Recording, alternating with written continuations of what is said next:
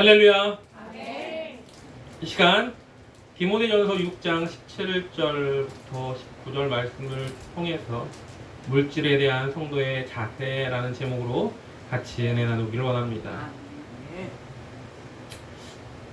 흔히 이런 말을 합니다. 있는 것들이 더해. 이런 말들을 하죠. 그런 말 들어보셨습니까? 무슨 말이냐면 가진 사람들이 더 악착같이 돈을 모은다라는 겁니다. 부자는 쓰는 것도 정말로 더 구두쇠처럼 쓴다, 이런 말도 합니다. 우리는 이제 어느 정도 여유롭게, 흔히 말하는 굶고 살지는 않습니다. 이제 저보다 어린 세대도 참 많지만 이제 저보다 부모님 세대, 저의 부모님 세대에 되시는 분들은 6.25를 지내시고, 그리고 그러면서 안 굶는 게 꿈이었습니다. 굶지 않기 위해서 어떻게 굶지 않고 살아갈까에 관심이 참 많았죠. 하지만 지금 어떻습니까? 아이들한테 예전 얘기를 하면 꼰대가 됩니다. 그렇죠. 라떼라는 말을 하면 참 아빠는 그런 데 살아서 좋았겠어 라고 얘기를 하죠. 그때 살아서 참 좋았겠다는 게 아니라 그러한 이야기를 하면서 참 풍요롭게 살고 있다라는 것을 생각합니다. 예전에는 교회에 먹을 것 주면은 아이들이 막 왔어요. 저희 때는 교회를 가면 선물 주고 교회에서 간식 주고 이런 것 때문에 교회를 무조건 갔습니다. 근데 요즘 아이들은 간식 준다고 해도 별로 관심이 없습니다. 근데 요즘은 그렇게 풍요롭다 보니까 뭘 풍요롭게 먹는 것보다 뭐예요? 얼마나 영양가가 있는가, 또 내가 좋아하는 것을 먹기 위해서 여러분 저 오지 꼴짜기까지 차를 끌고 갑니다. 제가 어느 목사님과 함께 이제 점심을 먹고 목사님이 좋은 카페가 있다고 가자는 거예요. 길도 없는 어느 산길로 이렇게 막 가시더라고요. 갔더니 주차장이 거짓말 않고 이 동서초등학교보다 더 커요. 주차장만. 그런 주차장이 두 군데가 있고, 그리고 무슨 식물원인 줄 알았습니다. 카페가 정말로 가운데에 식물원처럼 나무가 한 10m 정도 되는 나무들을 막 가운데 심어놓고 양옆으로 이렇게 올라가는 계단으로 양 옆으로만 이렇게 테이블을 놓고 그렇게 하더라고요. 빵도 팔고.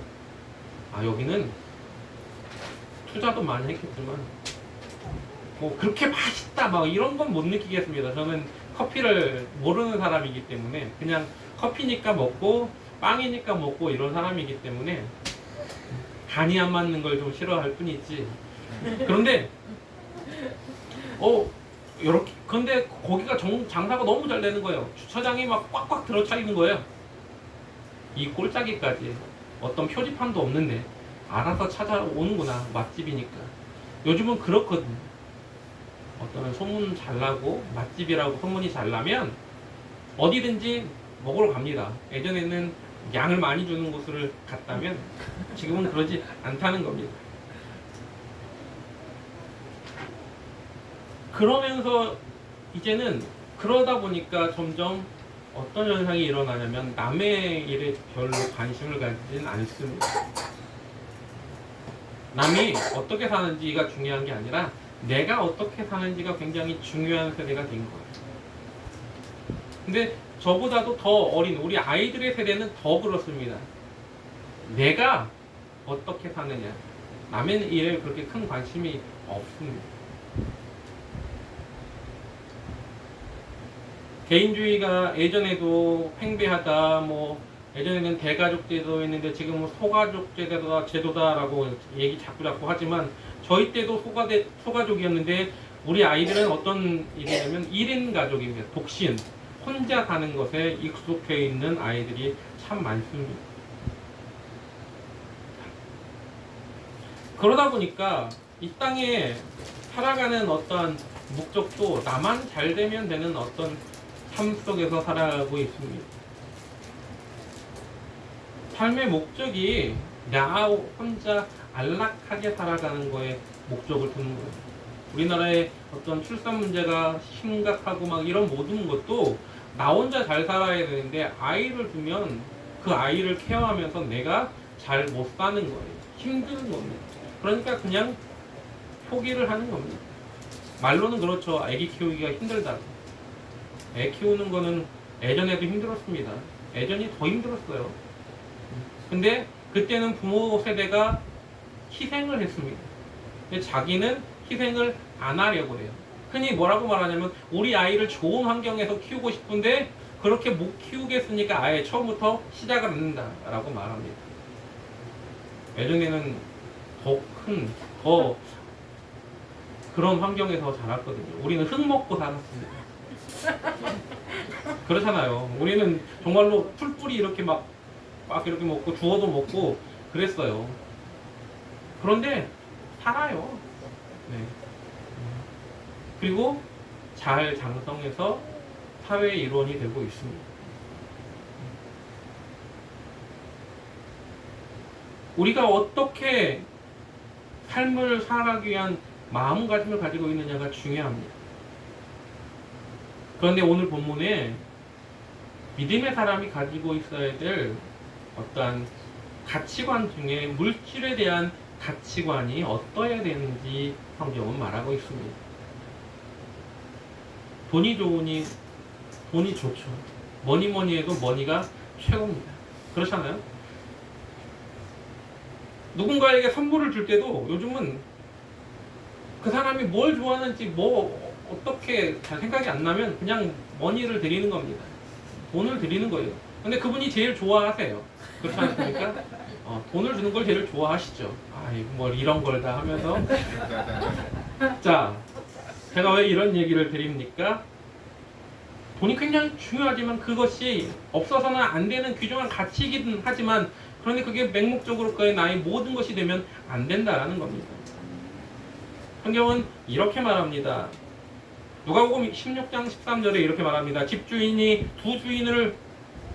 하인이 두 주인을 섬길 수 없나니 혹 이를 미워하고 저를 사랑하거나 혹 이를 중히 여기고 저를 경히 여길 것임이니라. 너희는 하나님과 재물을 겸하여 섬길 수 없느니라. 디모데전서 6장 10절에는 아주 그냥 강력하게 말하죠. 뭐라고 말합니까? 돈을 사랑함이 일만하게 뿌리다 라고 말합니다. 그러면서 이것을 탐내는 자들은 미혹을 받아 믿음에서 떠나 많은 근심으로써 자기를 찔렀다라고 성경은 말합니다. 돈 무조건 싫어해야 되느냐? 돈은 멀리 해야 되고 거들떠도 안 봐야 되고 이렇게 돈에 대한 이야기하는 거 목사님도 굉장히 싫어하거든요. 근데 너무 그렇게 할 필요도 없다라는 겁니다. 그러면 돈 하면 되느냐? 돈 하다가는 돌아요. 그러니까 돈 하면 안 되지만 그러나 뭐예요? 가장 중요한 건 그것을 멀리에서도 내가 너무 가까이에서도 안 됩니다. 내가 어떻게 활용하느냐가 중요하다라는 겁니다. 성경에도 재물로 인해서 범죄하고 패망에 이른 사망에 이른 인물들이 있습니다. 구약엔 대표적인 인물이 누굽니까? 아간이에요. 신약엔 대표적인 인물이 누굽니까? 아나니아와 삽비라 부부죠. 그럼 우리는 물질을 어떻게 사용해야 될까? 혹자는 이렇게 말합니다. 뭐라고 말하냐면 우리의 모든 물질을 하나님께 주신 것이니까 모두 하나님의 영광을 위해 사용해야 한다. 어떻게 보면 맞는 말일 수도 있습니다. 그런데 성경에는 이런 말도 있습니다. 전도서 5장 19절에 이렇게 말하고 있습니다. 뭐라고 말하냐면 또한 어떤 사람에게든지 하나님이 재물과 부요를 그에게 주사 능히 누리게 하시며 제 몫을 받아 수고함으로 즐거워하게 하신 것은 하나님의 선물이다. 여러분, 우리가 가지고 있는 재물이 무조건 남을 위해 살라고 주신 것이 아니라는 거죠. 제 몫을 받아서 수고함으로 즐거워하는 것도 하나님의 선물이다라는 겁니다. 생각해 보세요. 예전에 제가 있던 교회에 어느 권사님께서 집사님이셨죠. 그때는 집사님께서 늦둥이를 낳았어요. 언니하고 누나하고 나이 차이가 한 12~13살 납니다. 근데 이 아이가 만나는 사람마다 집에 있는 요구르트를 전부 갖다 줘. 만나는 사람마다. 집에 엄마가 이 늦둥이를 위해서 요구르트를 그 몇 줄씩 이렇게 사다 놓잖아요. 또 늦둥이니까 그냥 그 슈퍼에서 그 4줄짜리 막 그게 아니라 한국 야쿠르트에서 야쿠르트 아줌마가 사다 주시는 그거를 갖다 놓는데 이 아이가 이걸 보는 사람마다 주는 거예요. 엄마가 걱정입니다. 저한테. 목사님, 우리 아이가 왜 이렇게 나눠주기를 좋아해요? 제가 속으로 얘기했습니다. 그런 마음 참 좋습니다라고 했지만 사랑이 참 많네요 라고만 했지만 속으로 저 야쿠르트 값을 언제 되시지? 얼마나 많이 들어갈 건데.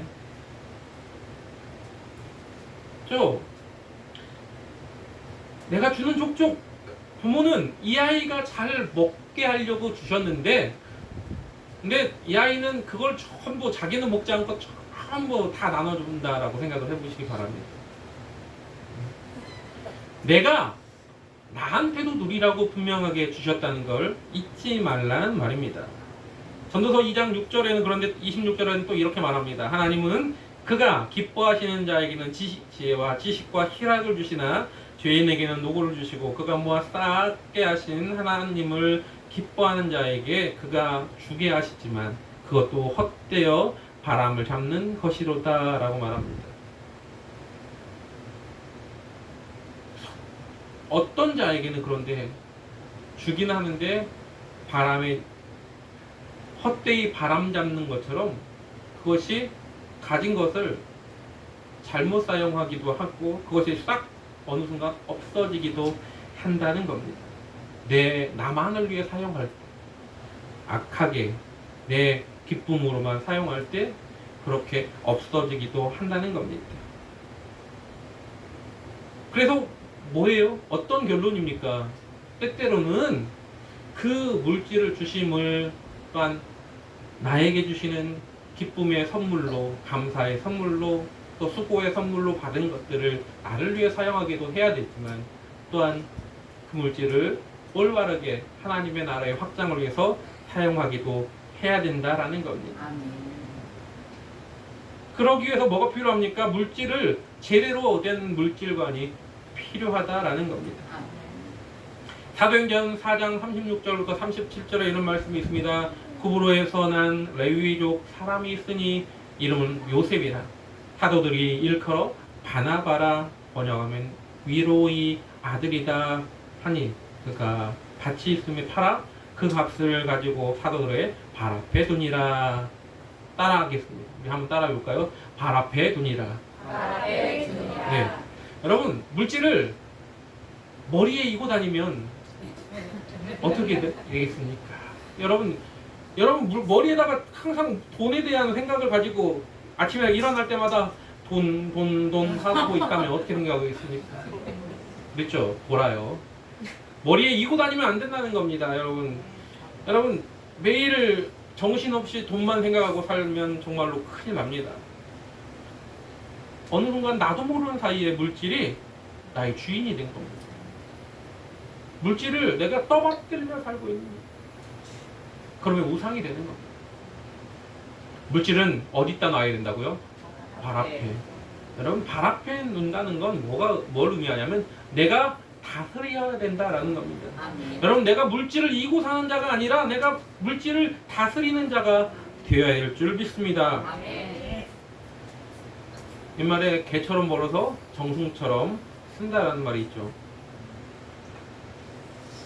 어떻게 해서든 열심히 벌어서 떵떵거리며 살라고 하는 말인지, 아니면 정말로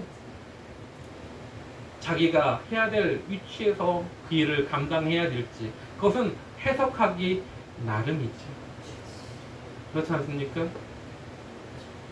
자, 재물을 우리가 어떻게 사용하느냐에 따라서 그것은 좋은, 정말로 귀중한 그런 보물이 될 수도 있지만 잘못 사용하면 나를 패망의 길로 인도하는 그러한 유혹의 덩어리가 될 수도 있다는 겁니다. 오늘 본문을 중심으로 우리가 그러면 믿음의 사람은 물질을 어떻게 사용해야 될지, 물질에 대한 성도의 자세는 어때야 되는지에 대해서 함께 알아보기를 원합니다. 먼저 첫 번째, 성도의 자세가 어때야 되냐면 물질을 누리게 하신 분이 누군가를 바로 알아야 된다는 겁니다. 무슨 말이냐면 물질을 누리게 하시는 이는 하나님이시다라는 확실한 개념이 있어야 돼요. 나로 하여금 이 물질을 가지게 하신 분이 누구냐, 나로 누리게 하시는 분이 누구냐, 이게 확실해야 됩니다. 제가 항상 기도할 때마다, 통금 기도할 때마다 항상 하는 말이 있죠. 이 물질을 주신 분, 이 모든 물질의 주인이 주님임을 고백하는 것이 헌금이다라고 이야기를 합니다. 여러분에게 그 물질을 누리게 하신 분이 누구신지를 바로 아시기 바랍니다. 오늘 본문 17절에 내가 이 세에서 부한 자들을 명하여 마음을 높이지 말고 정함이 없는 재물에 소망을 두지 말고 오직 우리에게 모든 것을 후히 주사 누리게 하시는 하나님께 두며라고 말합니다.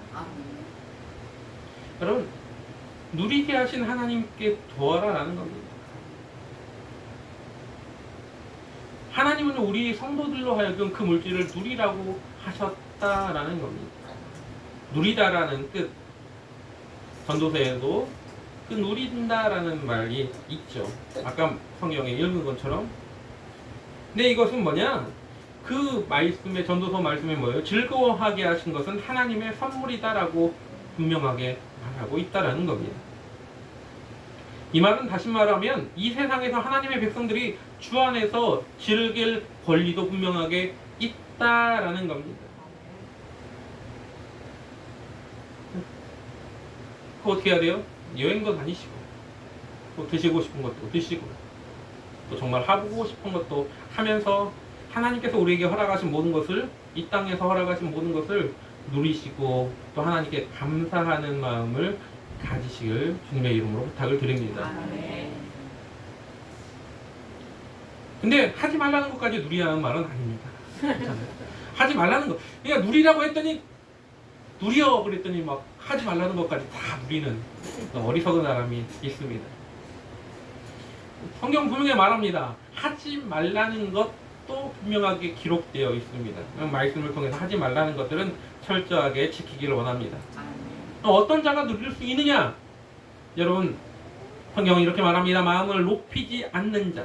오늘 17절 앞부분에 뭐라고 말합니까? 마음을 높이지 말라라고 분명하게 말하고 있습니다. 마음을 높이지 않는 자가 누릴 수 있는 겁니다. 즉, 교만하지 말라라는 겁니다. 여러분, 이 교만하지 말라는 건 하나님 앞에서뿐만이 아닙니다. 사람들 사이에서도 교만하지 않아야 된다 라는 겁니다. 우리는 그러면 너무 비굴하게 막 누군가에게 교만하지 말라고 했더니 겸손하라고 했더니 너무 비굴하게 가는 사람들이 있어요. 여러분, 비굴한 것과 겸손은 다른 겁니다. 비굴한 건요, 내가 정말로 힘이 없어서 나약해서 이렇게 흔히 말하는 왕따처럼 쭈구리처럼 이렇게 그냥 계속 억압되어 있는 이런 모습이라면, 겸손이라는 건 내가 그러한 힘이 있지만 그럼에도 불구하고 내가 남에게 배려하고 양보하는 것을 이야기하는 겁니다. 잠언서 16장 18절에는 이렇게 말합니다. 그래서 교만은 패망의 선봉이요 거만한 마음은 넘어짐의 앞잡이니라 라고 말하고 있죠. 우리가 흔히 서양의 이제 그 친구들이 자기 PR을 잘하고, 걔네들은 자기가 잘하는 것에 대해서 막 과시하고 막 이런 것들을. 근데 동양의 문화는 좀 더 뭐라고 할까, 자기가 잘해도 난 좀 그런 거 잘 못해요 하는 그런 문화가 좀 있다고 합니다. 근데 서양에도 기독교적인 어떤 사고관이 분명하게 장식되어 있기 때문에 그들도 교만한 것과 그리고 그 자기 PR하는 것은 분명하게 구분을 합니다. 그걸 잊지 마시기 바랍니다. 여러분도 마찬가지입니다. 누군가에게 위축되라는 말이 아닙니다. 내가 항상 누군가에게 져줘야 된다는 것이 아닙니다. 여기는 내가 교만하지 않는 것, 겸손한 것은 결코 비굴한 것이 아님을 잊지 마시기 바랍니다. 자, 그러면 돈은 많은데 겸손한 자가 누가 있을까? 돈이 많은데 겸손한 자를 찾으려고 하면 사람들이 막 이렇게 주위를 둘러볼 수도 있습니다. 그런 사람이 어디 내 주변에 있나 생각할 수도 있습니다. 생각하지 마십시오. 하나님만 아실 뿐이지. 여러분 겉으로 보기에 저 사람 참 돈이 많은데 겸손한 것 같아 모르는 겁니다. 그러잖아요. 우리가 흔히 어떤 기업의 회장님들이 소탈하게 뭔가 이렇게 하고 있으면 SNS에 소탈한 자기의 모습을 이렇게 보이면 아 참 저 사람 참 소탈하다 하면서 막 이렇게 좋아요 막 눌러요. 근데 그게 어떤 또 다른 이미지 메이킹일 수도 있습니다. 그걸 모르는 겁니다. 그 사람의 속은 아무도 모르는 겁니다. 그 사람 겉으로 보기에는 참 괜찮아 보이는데 그 사람의 실상은 아무도 모르는 거예요. 그래서 제가 말씀드리는 겁니다. 하나님만 아신다고. 자, 그런데 분명한 건 돈이 있음에도 불구하고 겸손하여야 진짜 누리는 것임을 잊지 마시기 바랍니다. 두 번째, 어떤 자가 누릴 수 있느냐? 정함이 없는 재물에 소망을 두지 않는 자가 누릴 수 있습니다. 그럼 17절에 정함이 없는 재물에 뭐예요? 소망을 두지 말고 오직 우리에게 모든 것을 후히 주시사 누리게 하시는 하나님께 두라고 말합니다. 정함이 없는 재물, 이게 뭘까요? 나한테 허락되지 않은 것. 그럼 내가 요만큼밖에 능력이 없어요. 근데 자꾸 우리는 뭐예요? 막 이만큼을 막 얻으려고 해요. 여러분 요만큼밖에 능력이 없는데 요만큼밖에 가지고 있을 수 없는 그러한 나 자신인데 우리가 이만큼 얻으려고 하면 뭘 해야 돼요? 불법을 행해야 돼요. 남을 속여야 되고 남의 것을 갈취해야 됩니다. 정함이 없는 재물이라는 건 그런 겁니다. 거기에 소망을 두지 말라는 겁니다. 바울은 그래서 내가 자족하는 마음을 일치의 비결을 배웠다. 내가 높은 것도 취해봤고 부하게도 배워봤다가 가난하게도 배워봤다가 하면서 내가 일치의 비결을 배웠다라고 자기가 고백을 하죠. 여러분 자족하는 마음을 가져야 됩니다. 지금 있는 것에 만족할 수 있는 마음을 가지시기를 부탁을 드립니다. 아멘. 그렇다고 해서 노력하지 말라는 게 아닙니다. 나 있는 것에 그냥 만족하라고 하니까 없는 대로 산다라고만 생각하면 안 되죠. 내가 있는 데 받으려고 하는 일에 최선을 다하고 더 풍요로운 물질을 얻기 위해서 내가 최선을 다하는 것은 당연한 겁니다. 하지만 그것이 아닌 불법으로 남을 속이고 사기치고 그렇게 얻어지는 그러한 정함이 없는 그러한 재물에 소망을 두지 말라는 겁니다. 아멘. 그것이 불확실을 한 재물입니다. 거기에 소망을 두지 말라는 겁니다. 일하지 않는 자 먹지도 말라고 하죠. 그렇습니다. 여러분 힘써 애써 일한 자에게 하나님이 주시는 복이 분명하게 있다는 것을 잊지 마시기 바랍니다. 아멘. 시편 52편 2절, 7절, 8절에 이런 말씀이 있습니다. 이 사람은 하나님을 자기 힘으로 삼지 아니하고 오직 자기 재물의 풍부함을 의지하며 자기 약으로 스스로 든든하게 하던 자라 하리로다. 그러나 나는 하나님의 집에 있는 푸른 감람나무 같으며 하나님의 인자하심을 영원히 의지하리로다 라고 말하고 있습니다. 여러분 물질이 많으면 많을수록 좋다라고 생각을 하면서 그렇게 하다 보면 뭐예요? 돈이 자꾸 욕심을 낳는 겁니다. 그래서 욕심이 잉태하여 죄를 낳고 죄가 장성하여 사망을 낳는다고 성경은 분명하게 말하고 있는 겁니다. 근데 다 뭐예요? 그 물질에서 오는 겁니다. 물질에서. 그 물질을 정함이 없는 물질을 가지고 싶어서 뭐예요? 자꾸 욕심을 내는 거예요. 남의 것을 빼앗고 훔치고 그리고 남을 밟고 일어서고 남을 헐뜯고 하면서 이간질을 시키고 그런 모습으로 손에 쥐었다고 생각을 해보세요. 돈을 손에 쥐었어요. 그렇게 얻은 사람들의 모습을 한번 보시기 바랍니다. 여러분 확실히 물질이 생기면요 사람이 좀 달라지긴 합니다. 우선 내 손에 돈이 쥐어지면 말하는 것도 뭐예요? 좀 거만해져요. 자기의 스스로는 당당하다라고 말하지만 남이 봤을 땐 좀 얘가 요즘 거만해졌어 이렇게 말을 하죠. 자신만만합니다. 세상이 내가 뭔가를 좀 다 쥔 것 같은 그런 느낌이 들기 시작합니다. 뭔가 뿌듯해요. 그렇게 하루가 되고 이틀이 되다 보면 이것이 자연스럽게 당당한 것이 아닌 거만함이 되어서 나보다 돈이 없는 이들을 무시하게 되고 그리고 내가 그들보다 우위에 있다고 착각을 하게 됩니다. 갑질이 왜 생기느냐고요? 이런 마음 자세가 되니까 자신이 뭔가라도 된 것처럼 착각하면서 나오는 행동이 바로 갑질이에요. 교회 안에서도 물질을 가지기 시작하면 어느샌가 내가 이렇게 당당하기 시작하면 교회 안에서도 내가 교회에 돈을 내는데 헌금을 내는데 제일 많이 내는데 그러다 보니까 뭐예요? 교회 안에서도 당당하게 목소리를 높이기 시작합니다. 어느 순간에 그러다 보니까 기도하지 않습니다. 이런 분들은요 또 성경도 잘 안 봐요. 어느샌가 영적인 삶이 습이 되기 시작합니다. 그런데 성경은 이렇게 말합니다. 그런 물질의 부유함 이것이 헛것이다라고 말하고 있습니다.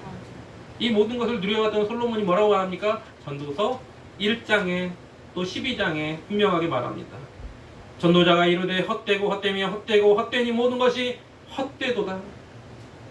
솔로몬은요 이 세상의 모든 영화로운 걸 다 누려봤던 사람이에요. 왕으로서. 그의 궁에 함께 사는 이들만 3,000명이에요. 아니 3,000명이라 300명이었어요. 여러분 모든 것들을 다 누려왔지만 마지막에는 헛되다라는 겁니다. 여러분 헛된 것에 소망을 두는 자가 아니라 하늘에 소망을 두시기를 주님의 이름으로 부탁을 드립니다. 그래서 골로새서 1장 5절은 이렇게 말합니다. 너희를 위하여 하늘에 쌓아둔 소망으로 말미암아 응민이 곧 너희가 전에 복음의 진리의 말씀을 들은 것이다 라고 말하면서 하늘의 소망을 두라고 말합니다. 또한 빌립보서 3장 20절은 이렇게 말합니다. 그러나 우리의 시민권은 하늘에 있는지라 거기로부터 구원하는 자 곧 주 예수 그리스도를 기다리노니 라고 말합니다. 우리의 시민권도 하늘에 있고 우리의 소망도 하늘에 둬야 됨을 잊지 마시기 바랍니다. 하늘의 백성은요 정황이 없는 재물에 소망을 두지 마시고 겸손한 자세로 하나님을 의지하기를 소망합니다. 또한 어떠한 자가 누릴 수 있느냐? 모든 것을 후히 주시는 하나님께 받는 자, 하나님께서 주신 것을 받는 자가 여러분 누릴 수 있다는 겁니다. 마태복음 6장 32절부터 32절에 이런 말씀이 있습니다. 이는 다 이방인들이 구하는 것이라. 그 전에는요 구하라, 찾으라, 두드리라 그 말씀이 있습니다. 이는 다 이방인들이 구하는 것이니 너희 하늘 아버지께서 이 모든 것이 너희에게 있어야 할 줄을 아시느니라. 우리에게 있어야 될 걸 아셔요. 우리가 뭐 필요한지 아신다는 겁니다. 그러면 그분께서 아시는데 가만히 있느냐? 아니라는 겁니다. 마태복음 7장 11절에 이렇게 말합니다. 너희가 악한 자라도 좋은 것을 자식에게 줄 줄 알거든 하물며 하늘에 계신 너희 아버지께서 구하는 자에게 좋은 것으로 주시지 않겠느냐. 중요한 게 우리가 하나님의 자녀라고 말한다면 그 자녀에게 하나님은 좋은 것으로 주겠다라고 약속하셨다라는 겁니다. 오늘 본문에는 그래서 후히 주신다라고 말하고 있습니다. 야고보서 1장 5절에도 너희 중에 누구든지 지혜가 부족하거든 모든 것을 너희 모든 사람에게 후히 주시고라고 말하고 있습니다. 후히 준다. 후히 준다는 말은요 제한 없이 아낌없이 준다라는 겁니다. 계속 끊임없이 준다라는 말입니다. 물질이 많아야 행복한 자가 아닙니다. 하나님이 우리에게 주신 것을 올바로 받고 그리고 하나님이 주신 원하시는 모습처럼 사용될 때 때 행복한 자예요. 아멘. 부자 행복 지수를 이렇게 쭉 찾아보면 의외로 가난한 나라들이 행복 지수가 높은 것을 볼 수 있습니다. 그럼 왜 그러느냐? 작은 것에도 감사할 수 있는 자세가 되어 있기 때문입니다. 아멘. 여러분, 우리가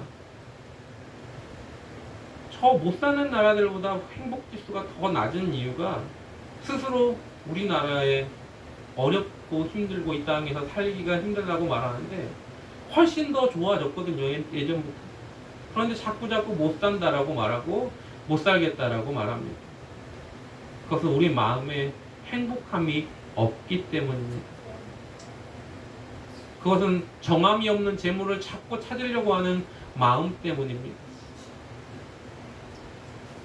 저와 여러분은 하나님이 우리에게 누리게 하신 귀한 삶을 통해서 오늘도 행복한 주의 자녀 되기를 원합니다. 무엇보다 하박국 선지자의 고백처럼 무화과 나무 잎이 마르고 감람나무에 소출이 없고 외양간에 소가 없고 우리의 양이 없어도 난 여호와로 기뻐하며 즐거워하겠다는, 여호와 한 분만으로 감사하겠다는 그런 고백처럼 하늘의 소망을 둔 저희들 오늘도 그 행복을 함께 누리시길 원합니다. 아멘. 함께 찬양합니다. 하나님의 자녀로 사는 것이 진정한 행복입니다.